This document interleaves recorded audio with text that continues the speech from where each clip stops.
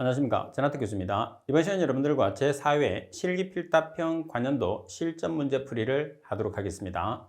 자, 먼저 여러분들 가지고 계시는 교재 1번을 보시게 되면 일정한 온도에서 1atm의 이산화탄소 1리터와 2atm의 질소 2리터를 밀폐된 용기에 넣었더니 전체 압력이 2atm이 되었다. 이 용기의 부피를 리터로 계산하시오 되어 있어요.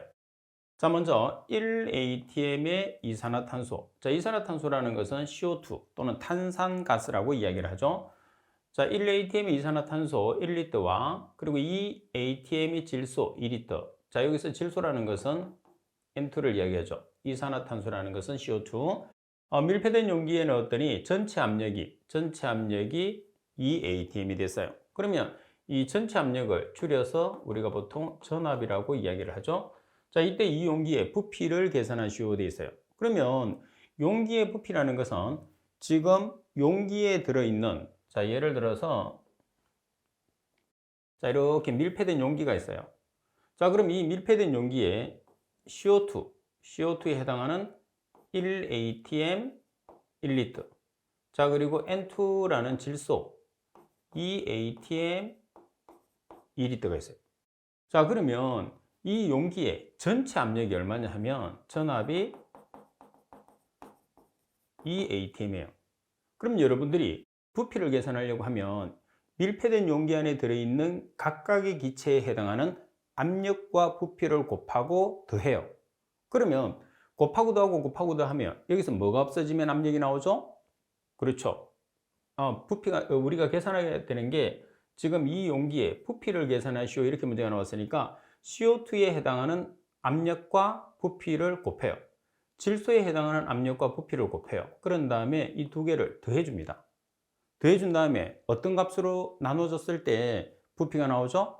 그렇죠. 압력의 값으로 나눠졌을 때 부피가 되죠.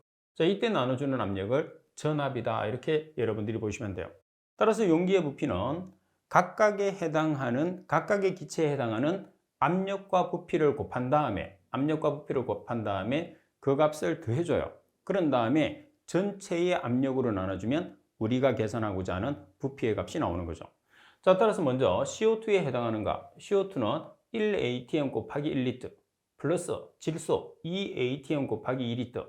자, 그러면 여기에서 여러분들이 지금 1atm과 2atm이 있으니까 1atm 플러스 2atm이라고 하시면 안 돼요. 왜? 문제 조건에서 용기에 있는 전체 압력이 2atm으로 주어졌기 때문에 2atm으로 나눠주셔야 됩니다. 따라서 계산을 하게 되면 얼마의 값이 되느냐면 2.5리터라는 값이 나오게 되죠.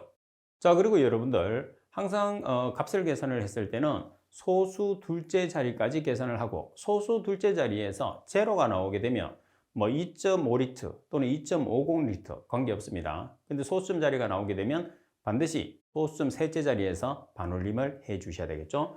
따라서 정답란에 한 번 더 2.5리터. 보통 계산하는 문제 같은 경우에서는 계산식 적는 란이 있고 그리고 정답 적는 란이 별도로 있어요. 그래서 계산식은 계산식 적는 란에 적어 주시면 되고 그리고 정답을 한 번 더 정답란에 적어 주셔야 된다는 거 꼭 숙지를 할 수 있도록 하십시오. 자, 그리고 문제 2번을 보도록 하겠습니다. 자, 문제 2번에 보시게 되면 미지 농도의 염산용액 100ml를 중화하는데, 다시 말해서 염산용액 100ml에 해당하는 농도를 모른다는 거죠. 자, 중화를 시킨다는 것은 반대되는 액성을 쓴다는 소리예요. 그래서 0.2노르말 NaOH 용액 250ml를 사용을 했죠. 자, 여기에서 염산용액의 노르말 농도를 계산하시오 그랬어요.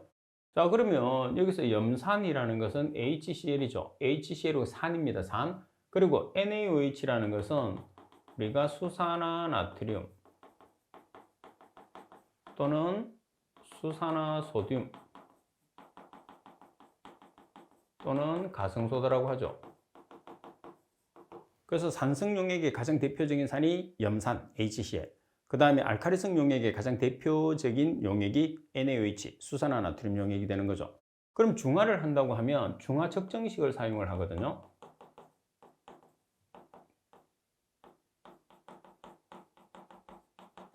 자, 중화 측정 공식은 노르말 농도니까 첫 번째 노르말 곱하기 부피는 두 번째 노르말 곱하기 부피.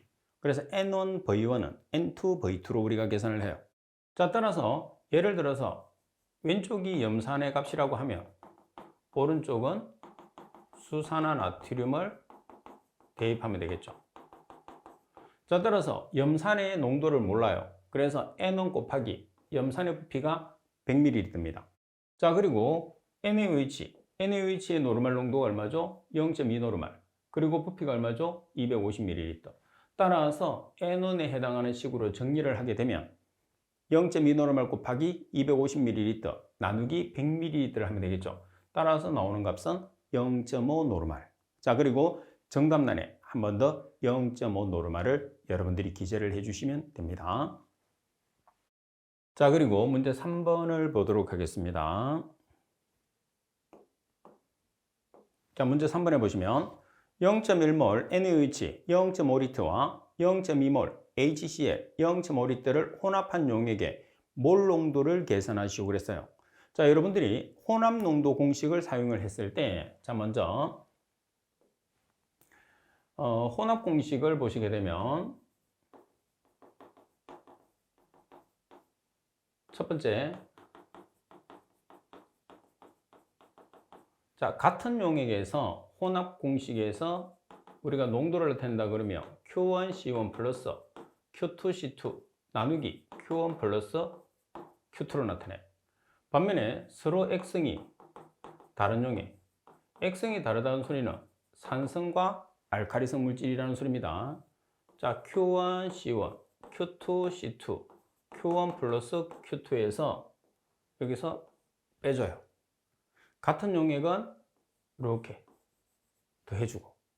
자, 그 다음에 여러분들이 부피를 Q, 농도를 C 이렇게 표기하셔도 되고, 또 어떻게 표기를 해도 되느냐 하면 N1V1 플러스 N2V2 나누기 V1 플러스 V2. 그래서 부피를 Q나 V로 표시할 수 있거든요. 농도를 C나 N으로 표시할 수 있죠. 노르말 농도니까. 자, 여기서도 마찬가지 N1V1 마이너스 N2V2 나누기 V1 플러스 V2 이렇게 표기할 수도 있어요. 그래서 여러분들이 나타냈을 때 어떤 식으로 표현하든지 간에 같은 용액이라고 하면 혼합 용액은 플러스를 해주고 다른 용액이라고 하면 마이너스를 해준다는 것을 꼭 기억을 해 주셔야 돼요. 그럼 지금 여기 보시게 되면 0.1몰 NaOH 0.5리터와 0.2몰 HCl 0.5리터예요. 그러면 NaOH는 알카리성, 다시 말해서 염기성 물질이고 HCl은 산성의 물질이죠. 그럼 X성이 같나요? 다르나요? 달라요. 그럼 우리가 사용해야 되는 식은 2번 식을 사용을 해야 된다는 뜻입니다. 아시겠죠? 자, 그래서 여기서 두 개 중에 아무거나 쓰면 되는데 0.1몰 곱하기 0.5리터 두 개를 곱해요. 그 다음에 0.2몰 곱하기 0.5리터를 곱해요. 그런 다음에 어떻게 해주면 되죠? 빼주시면 돼요. 자, 그리고 나누기 부피 0.5리터 플러스 0.5리터로 여러분들이 값을 계산하시면 돼요. 자, 그러면 지금 여러분들이 값을 계산을 했을 때 0.2몰 곱하기 0.5리터가 앞에 나와 있잖아요. 그래서 얘가 지금 HCl에 해당하는 값, 얘가 NaOH에 해당하는 값이거든요. 그러면 지금 혼합 농도의 값은 HCl의 농도가 되는 거예요. 아시겠죠? 만약에 반대로 우리가 나타냈을 때 이 식을 내가 예를 들어서 CM은 순서대로 0.1몰 곱하기 0.5리터 마이너스 0.2몰 곱하기 0.5리터 나누기 0.5리터 플러스 0.5리터 이렇게 하면 마이너스 값이 나오거든요. 그러면 마이너스 값이 나온다는 소리는 지금 값 자체를 지금 플러스가 나오고 마이너스가 나온다는 소리인데, 지금 마이너스가 나온다는 소리는 뒤에 있는 값이 크다는 소리예요. 지금 앞에 있는 값보다 뒤에 있는 값이 크다는 소리예요. 그래서 마이너스가 나오기 때문에 HCl의 농도가 되는 거예요. 아시겠죠? 순서대로 나타내게 되면, 그래서 여러분들이 값을 계산했을 때는 두 개를 보시고 두 개를 보고 두 개 중에서 두 개를 곱해서 큰 값을 앞에다 집어넣으세요. 그 다음에 두 개를 곱해서 작은 값을 뒤쪽에다가 대입을 하시면 돼요. 같은 용액 같은 경우는 관계없어요. 다른 용액일 때. 자, 그런데 나는 순서대로 곱했는데 마이너스 값이 나와. 마이너스 값이 나오면 뒤에 있는 값의 농도라고 생각을 해주시면 됩니다. 아시겠죠? 자, 그 다음에 같은 용액 같은 경우에서는 여러분들이 말씀드린 것처럼 같은 용액은 플러스가 들어가기 때문에 관계없는데 서로 다른 용액 같은 경우에서는 중간에 마이너스가 들어가 있기 때문에 앞에 있는 값이 작고 뒤에 있는 값이 크게 되면 마이너스 값이 나올 수가 있다는 거 꼭 유념을 해 주셔야 돼요. 그래서 두 개 중에서 곱한 값이 큰 값을 앞에, 작은 값을 뒤쪽에 넣어서 값을 계산하면 항상 플러스의 값이 나오게 됩니다. 그래서 그 플러스의 값이 나오게 되면 앞에 대입했던 물질의 농도라는 것을 여러분들이 기억하시면 됩니다. 자, 따라서 계산을 해서 0.05몰이 나오고, 그리고 계산식에서는 정답 적는 날이 있으니까 정답에 한 번 더 0.05몰이라고 적어주시면 되겠죠. 자, 그리고 몰 농도. 단위가 나올 때마다 여러분들이 계산을 알고 계셔야 되는데, 몰 농도의 단위를 쓰시오. 이렇게도 문제가 나올 수 있거든요. 그래서 몰 농도의 단위는 몰 퍼 뭐예요? 몰 퍼 리터. 그래서 1리터에 들어있는 용질의 몰수를 우리가 몰 농도라고 이야기를 하죠. 자, 그리고 여러분들 팁에 보시면 조금 전에 제가 설명했던 내용들이 나와 있으니까 참고하시면 되고요. 자, 그리고 4번 문제를 보도록 하겠습니다. 순항산 9.8g을 물에 녹여 250ml로 만든 용액의 노르말 농도를 계산하시오. 황산의 분자량은 98이라고 되어 있습니다. 자, 그럼 문제를 풀기 전에 팁을 통해서 기초적인 내용을 좀 하겠습니다. 우리가 노르말 농도, N 농도를 노르말 농도라고 하잖아요. 그래서 노르말 농도라는 것은 규정 농도, 노르말 농도, N 농도 전부 다 같은 말이에요. 그래서 규정 농도를 계산하시오, 노르말 농도를 계산하시오, N 농도를 계산하시오. 같은 말이고요. 자, 그 다음에 이 노르말 농도의 단위는 EQ per 리터예요. 여기서 EQ라는 것은 1당량이라는 뜻이겠죠. 그죠? 그래서 EQ per 리터는 1리터에 들어있는 1당량의 그람수를 우리가 노르말 농도의 정의로 표시를 합니다. 그러면 지금 순황산, 황산은 H2SO4거든요. 자, H2SO4, 산 같은 경우에서는 우리가 가수나 당량수를 나타냈을 때 산성물질은 H 플러스의 개수, 그리고 염기성이라는 알카리성 물질은 OH-의 개수가 가수 겸 당량이 되는 거예요. 그러면 황산이라는 것은, 여기서 황산이라는 것은 H가 두 개죠. H가 두 개니까 몇 가가 되느냐면 2가 또는 2당량 물질이 되는 거예요. 그래서 노르말 농도니까 황산 1당량에 해당하는 그람수로 우리가 나타내보면 분자량을 알고 있어야 되니까 분자량은 H의 원자량 1이죠. 1자리가 2개. 그리고 S는 원자량이 32, O는 16자리가 4개. 그래서 98g이에요. 따라서 4번에 보시면, 팁 4번에 보시면 1당량이라는 값은 분자량 나누기 가수를 나눠준 값이거든요. 그래서 분자량이 98g, 가수가 몇 개? 2개니까, H가 2개니까 2가 물질이란 말이에요. 그래서 1당량에 해당하는 그람수는 얼마가 되는 거죠? 49g이 되는 거예요. 아시겠죠? 자, 그러면 여기서 대입을 해보면 노르말 농도의 식은 몰 농도하고 꼭 기억을 해야 됩니다. 자, 노르말 농도의 공식은 질량 나누기 부피 곱하기 1당량에 해당하는 그람수로 나눠주면 되죠. 자, 따라서 질량이 지금 얼마냐면 질량이 9.8g. 자, 그리고 부피가 250ml예요. 근데 리터로 나타내니까 250ml에 얼마를 곱하면 10의 마이너스 3승을 곱하면 부피가 얼마가 됐죠? 0.25리터가 되죠. 그래서 대입은 0.25리터를 하시면 돼요. 자, 그리고 1당량에 해당하는 그람수는 분자량 나누기 가수니까 분자량이 98g, 가수가 2. 따라서 대입을 했을 때 여기 49g을 대입하셔도 되고 98g 나누기 2를 대입하셔도 돼요. 따라서 계산하시면 0.8 EQ per 리터, N의 값으로 표시를 하라고 그랬으니까 결과적으로는 0.8N. 왜? EQ per 리터가 N 농도의 단위이기 때문에 0.8N 또는 0.8 노르말 농도 이렇게 여러분들이 적어주시면 되죠. 자, 그 다음에 정답에는 한 번 더 0.8N, 다시 말해서 0.8 노르말이다 이렇게 여러분들이 적어주시면 되죠. 그래서 몰 농도와 노르말 농도는 정확한 개념을 기억을 하고 계셔야 돼요. 공식은 당연하고, 그래서 몰 농도와 노르말 농도는 여러분들 시험에서 가장 자주 출제될 수 있는 문제라는 것을 꼭 숙지를 할 수 있도록 하십시오. 자, 그리고 문제 5번을 보겠습니다. 자, 문제 5번에 보시게 되면 pH 4인 용액이 pH 6인 용액의 몇 배에 해당하는지 계산하시오. 자, 여기서 pH에 관계되는 기본적인 내용을 좀 하도록 하겠습니다. 자, pH나 pOH가 있어요. 자, 일반적으로 pH라는 것은 여기서 여러분들이 P라는 것은 마이너스 로그를 뜻해요.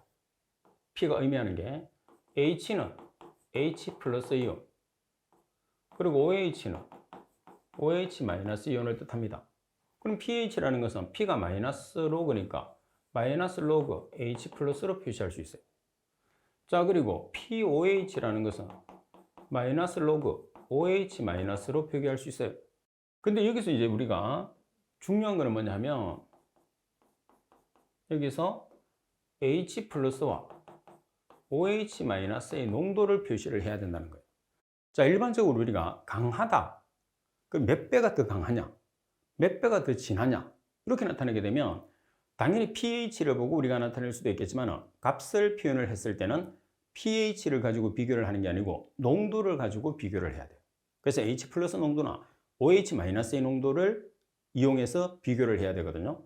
그러면 여러분들 시험상에서는 H 플러스나 OH 마이너스의 농도가 안 주어지겠죠. 그 값이 주어지고 비교를 하라는 건 말이 안 되니까. 그래서 pH 값이 주어지고 지금 문제처럼 여러분들이 이 pH를 H 플러스로 전환을 시켜서 두 개의 값을 비교를 해서 몇 배가 더 진한지 몇 배가 더 연한지를 판단을 해 주셔야 돼요. 그러면 여기서 여러분들이 H 플러스와 OH 마이너스를 계산을 하려고 하면 로그를 없애야 되잖아요. 그래서 자, 우리가 로그가 상용됐습니다. 로그를 없애기 위해서는 로그의 역수를 반대편에 취해 주시면 돼요. 자, 우리가 로그의 역수는 10의 x입니다. 자, 반면에 자연대수는 ln이죠. ln의 역수는 2의 x가 돼요. x라는 것은 맞은편에 있는 모든 값이 x로 들어간다는 뜻입니다. 자, 그래서 여기서 로그를 없앴어요. 여기 로그를 없애게 되면 여기 10의 x가 되겠죠. 10의 pH, pH가 x에 올라가는 거예요. 그 다음에 여기 마이너스가 역수니까 여기 마이너스 H 플러스의 단위는 몰 퍼 리터 이렇게 식을 정리할 수 있어요.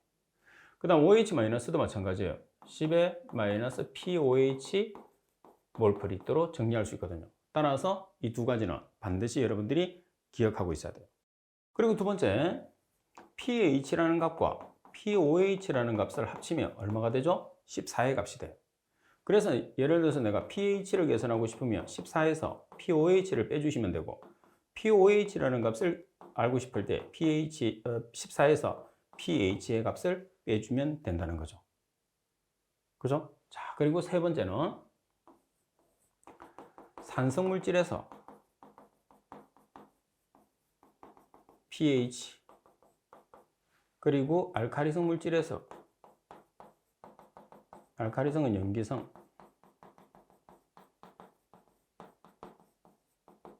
pH 구하는 식이에요. 그러면 산성이라는 것은 H 플러스 농도가 주어져 있는 경우죠. 알카리성은 OH 마이너스의 농도가 주어져 있는 경우예요. 그래서 산성 물질에서 pH는 마이너스 로그 H 플러스, 알카리성 물질에서 pH는 14 플러스 로그 OH 마이너스. 그래서 지금 1번, 2번, 3번으로 정리된 pH에 관계되는 이 내용은 여러분들이 반드시 숙지를 해야 된다고 생각하고 꼭 숙지를 해 놓으세요. 자, 그러면 여러분들이 몇 배에 해당하느냐고 그랬으니까 pH가 4라는 것은 H 플러스 농도로 나타내면 얼마죠? 10의 마이너스 pH 몰 퍼 리터니까 10의 마이너스 4성 몰 퍼 리터의 농도를 가지는 거예요. 반면에 pH 6이라고 하면 H 플러스의 값이 10의 마이너스 6성 몰 퍼 리터죠. 그래서 pH4가 pH6에 비해서 얼마만큼 강한지를, 얼마만큼 농도가 진한지를 나타내니까 pH4에서 pH6을 나눠줘. 이 값은 실제로 값으로 표현하면 안 돼요. 그래서 pH4에 해당하는 농도가 10의 마이너스 4승몰프리터. 그리고 10의 pH6에 해당하는 값이 농도가 H 플러스의 농도가 10의 마이너스 6승몰프리터예요. 그래서 계산기를 이용해서 10의 마이너스 4승 나누기 10의 마이너스 6승을 하게 되면 얼마의 값이 나오느냐 하면 100이라는 값이 나오죠. 자, 이 100이라는 값은 pH4가 pH6에 비해서 100배 강한 용액이다. 그런 뜻이 되겠죠. 자, 따라서 정답란에 100배라고 한 번 더 적어주시면 되죠. 계산 문제 같은 경우에서는 계산식과 정답 적는 란이 별도로 있어요. 그래서 계산식 적고 정답란에 한 번 더 여러분들이 정답을 적어주셔야 되겠죠. 자, 5번 같은 경우에서는 여러분들 pH에 관계되는 전반적인 내용을 반드시 한번 숙지를 해서 꼭 알고 계셔야 됩니다. 아주 중요한 내용이에요. 자, 그리고 문제 6번을 보겠습니다. 문제 6번을 보시게 되면 강산이나 강알칼리 등과 같은 유독한 액체를 취할 때 실험자가 입으로 빨아올리지 않게 하기 위해서 사용하는 기구를 쓰시오 돼 있어요. 자, 그러면 일반적으로 우리가 강산이나 강알칼리 등과 같은 유독한 액체를 취한다고 돼 있어요. 그럼 액체를 취할 때는 뭐를 이용을 하죠? 피펫을 이용을 해요. 그럼 피펫의 종류가 두 개가 있죠. 자, 눈금이 들어있는 메스 피펫 또는 부피 피펫이 있어요. 이렇게. 그리고 눈금이 없는 홀 피펫. 이렇게. 그래서 얘가 부피고 부피 피펫. 자, 홀 피펫이에요. 그러면 우리가 취할 때 입으로 취하게 되면 엄청나게 위험하잖아요. 그래서 우리가 보조기구, 우리가 액체를 취하기, 피펫을 이용해서 액체를 취할 때 안전하게 취할 수 있는 기구가 뭐냐 그래요. 그게 뭐죠? 피펫 필러죠. 자, 그래서 피펫 필러는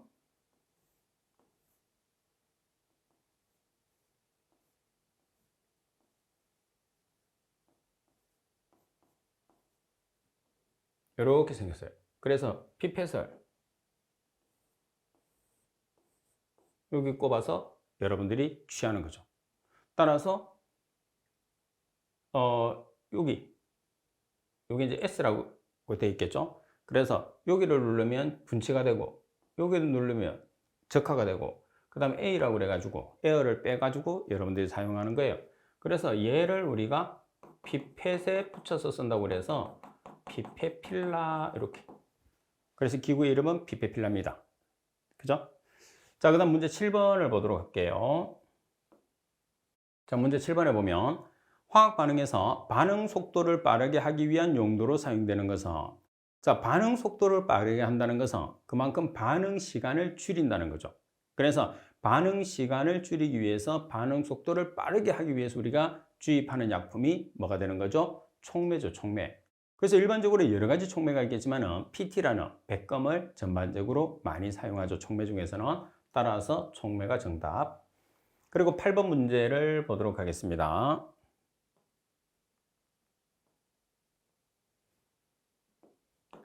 자, 8번에 보면 스펙트럼 D가 1차, 2차 병렬적으로 나타나는 분광장치로 분광광도계에서 가장 많이 사용하는 것을 쓰시오 돼 있어요.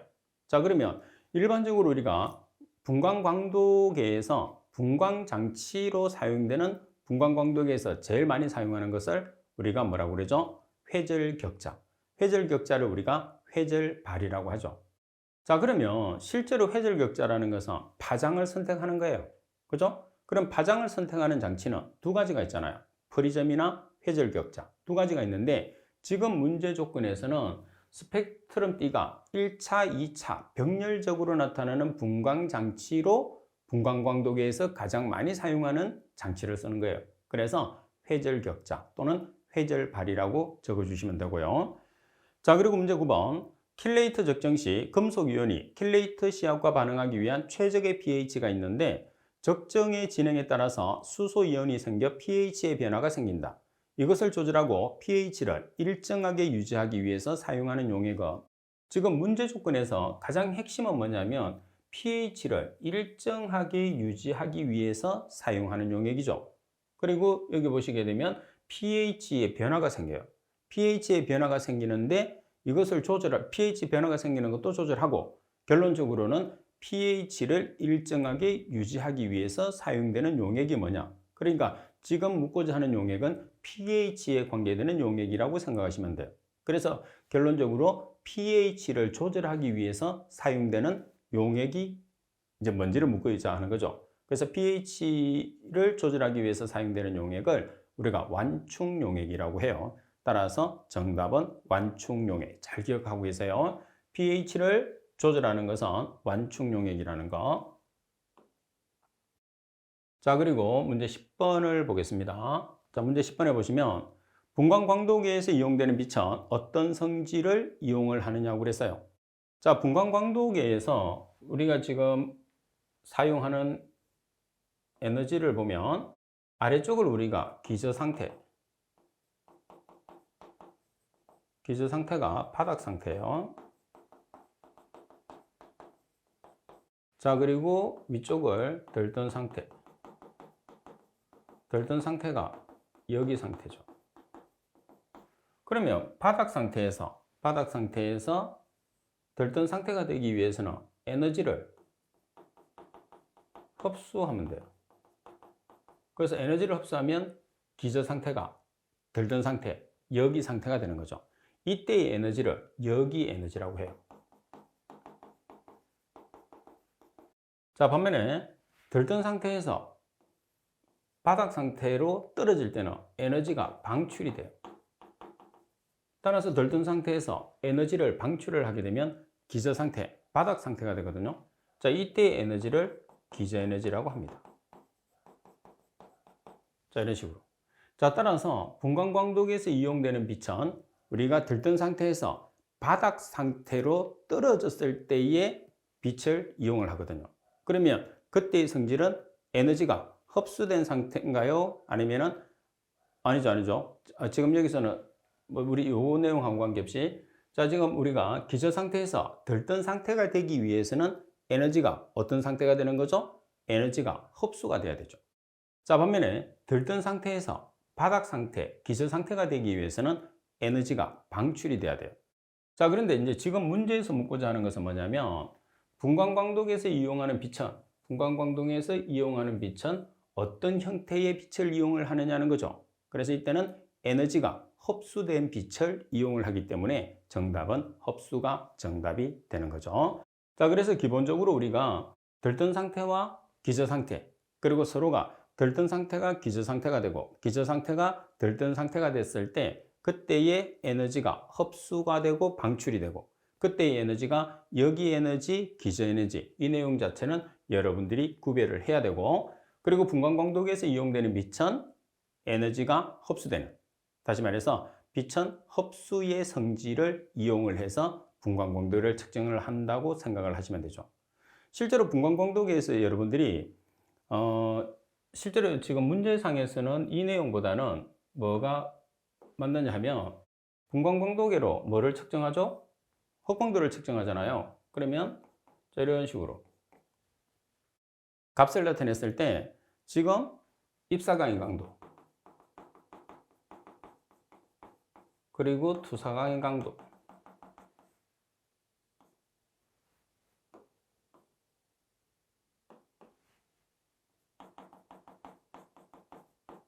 그리고 농도, 흡수율, 투과율 이 값이 IT, 이 값이 I0 이 값은 전체를 100%로 놓잖아요. 자, 그러면 이 분광광도계에서 우리가 흑광도를 측정하기 위해서는 어떤 빛의 성질을 이용하냐고 했어요. 그러면 여기에서 흡수된 지금 여기가 뭐가 있어요? 용액이죠, 용액. 그래서 용액에 농도가 있단 말이에요. 농도가 진하면 진할수록 빛을 많이 흡수해요. 농도가 묽으면 묽을수록 적게 흡수해요. 그러니까 실제로 분광광도계에서 흑광도를 측정하기 위해서는 가장 중요한 게 용액이 빛을 흡수하는 거죠. 빛을 흡수하는데 흑광도를 측정했을 때는 흡수율을 기준을 하는 게 아니고 뭐를 기준하는 거죠? 흡수되지 않고 빠져나가는 투과율을 기준을 하는 거죠. 자, 그렇지만은 우리가 분광광도계에서 농도를 측정하기 위해서는 빛이 농도에 얼마만큼 흡수되느냐를 가지고 나타내기 때문에 10번에서는 빛의 어떤 성질을 이용을 하느냐, 빛의 흡수되는 성질을 이용을 한다. 이렇게 보시면 되는 거죠.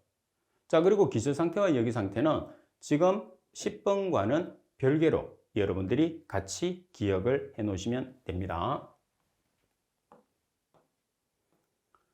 자, 그리고 지금 여러분들이 보고 계시는 이 문제는 여러분들 선배들이 시험을 친 다음에 문제를 복원해서 제게 보내준 문제를 제가 다시 재편성을 한 겁니다. 실제로 문제는 시험을 치는 여러분들이 제일 정확하게 볼 수가 있어요. 그래서 문제가 복잡하지 않기 때문에 시험을 치고 난 다음에 댁에 오셔서 문제를 복원을 해서 제게 보내주시면 제가 후배들을 가르치거나 책을 만들 때 아주 유용하게 사용할 수 있어요. 그래서 여러분들이 적극적인 참여를 부탁을 드리겠습니다. 자, 어디로 보내시느냐 하면 제가 사용하는 메일로 보내주시면 됩니다. 자, 제가 사용하는 메일은 kwe7002@한메일넷입니다. 여러분들의 적극적인 참여 꼭 부탁을 드릴게요. 자, 이번 시간 수업은 이것으로 마치도록 하겠습니다. 수고하셨습니다.